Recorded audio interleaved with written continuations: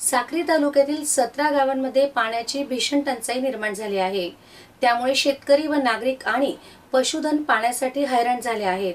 या गंभीर परिस्थितीच्या पार्श्वभूमीवर साक्री तालुका काँग्रेस कमिटीच्या वतीने मालणगाव धरणातील पाणी सोडण्यासाठी जलसमाधी आंदोलन छेडले होते।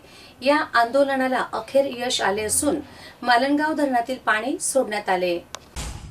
शनिवारी सकाळी 10 वाजता तालुका काँग्रेस अध्यक्ष भानुदास गांगुर्डे यांच्या नेतृत्वाखाली मालणगाव धरण परिसरातील जलसमाधी आंदोलनाला सुरुवात करण्यात आली।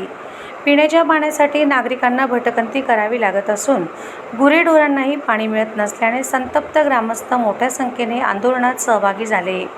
आंदोलनाची तीव्रता लक्षात घेता साक्री पोलीस प्रशासनाने चौकस बंदोबस्त ठेवला होता। सहाय्यक पोलीस निरीक्षक अनिल बागुल यांच्या नेतृत्वाखाली PSI प्रसाद रौंदळ, राजू जाधव तसेच पोलीस फौज घटनास्थळी तैनात करण्यात आली।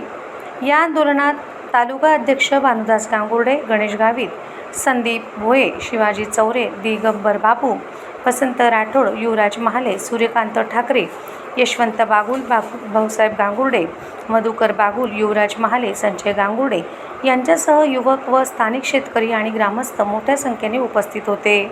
दरम्यान खासदार ॲडव्होकेट गोपाल पाडवी यांनी मालणगाव धरणातील पाणी सोडण्याबाबत जिल्हाधिकाऱ्यांकडे पाणी सोडण्यासाठी काही दिवसांपूर्वी पत्रव्यवहार केला होता, तरी देखील पाणी सोडण्यात आले नाही।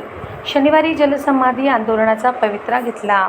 त्यानुसार संबंधित पाटबंधारे विभागाला आदेश प्राप्त झाले। अखेर पाटबंधारे विभागाचे कनिष्ठ अभियंता भोई यांनी पोलीस प्रशासनाच्या उपस्थितीत धरणाचे दरवाजे उघडून पाणी सोडण्याची प्रक्रिया सुरू केली।